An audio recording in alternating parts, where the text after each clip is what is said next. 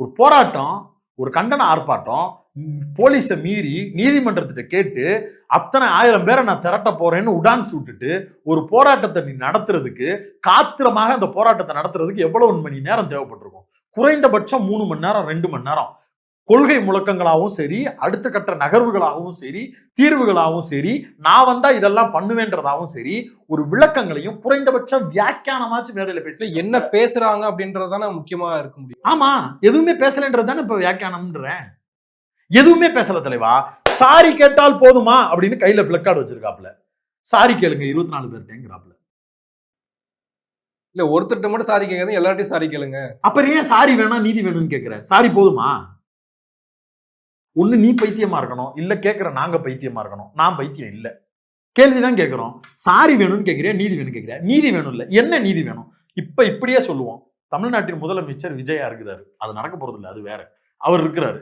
அவர் என்ன நீதி கொடுப்பார்? அவருடைய ஆட்சி காலத்தில் ஒரு கஸ்டடி டெத் நடந்தது. என்ன நீதி கொடுப்பார்? தமிழ்நாடு அரசு 5 நபர்கள் யாருன்னு ஐடென்டிஃபை பண்ணி அவங்க மேல கிரிமினல் சார்ஜ் போட்டு ஜெயிலுக்கு அனுப்பிட்டாங்க. சிபிஐயிடம் இந்த வழக்கை விசாரணையை ஒப்படைக்கிறேன்ட்டாங்க. நீதிமன்றத்துல 30 நாளைக்குள்ள நீங்க இது என்ன நடந்துச்சுன்னு விளக்கம் கொடுக்கணும்னு சொல்லிட்டாங்க. விசாரணை நடந்துகிட்டு இருக்கு. கோர்ட்டே சொல்லிருச்சு அந்த நிக்கிதா யாரு, அவங்க பின்னாடி அவங்க கொடுத்த கம்ப்ளைண்ட்ல உண்மைத்தன்மை இருக்கா, அதையும் விசாரிச்சுட்டு ஹியரிங்க்கு வாங்கன்னு சொல்லிட்டாங்க. முடிஞ்சு அந்த பக்கம் ப்ராசஸ் நடந்துகிட்டு இருக்கு. நீ கேட்கிற நீதி என்ன? அதையும் தாண்டி தமிழ்நாடு அரசை நிர்வகிக்கக்கூடிய தமிழ்நாட்டின் முதலமைச்சர் போன் போட்டு நடக்க கூடாதது நடந்துருச்சுமா, எனக்கு ரொம்ப கஷ்டமா இருக்கு, மன்னிச்சுக்கோங்கம்மா, சாரிமான்னு கேட்டுட்டாரு. அவருக்கு தேவையான இழப்பீடு அந்த நபருக்கும் கொடுத்துட்டாங்க, அவங்க குடும்பத்தில் இருக்கக்கூடிய நபர்களுக்கும் கொடுத்துட்டாங்க. இதை தாண்டி விஜய் அவர்கள் தமிழ்நாட்டின் முதலமைச்சராக இருந்தால் நான் இதை செய்திருப்பேன் அப்படின்னு நீ அதை சொல்லியிருக்கணுமா இல்லையா?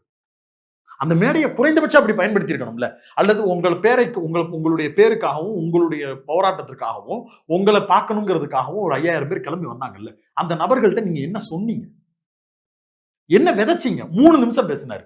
கரெக்டா அந்த மாநாட்டினுடைய நிகழ்ச்சி, அந்த ஆர்ப்பாட்டத்தினுடைய மொத்த நிகழ்ச்சி 25 நிமிஷம். ஒரு ஆர்ப்பாட்டம் 25 நிமிஷம் நடந்து நீங்க பாத்திருக்கீங்களா?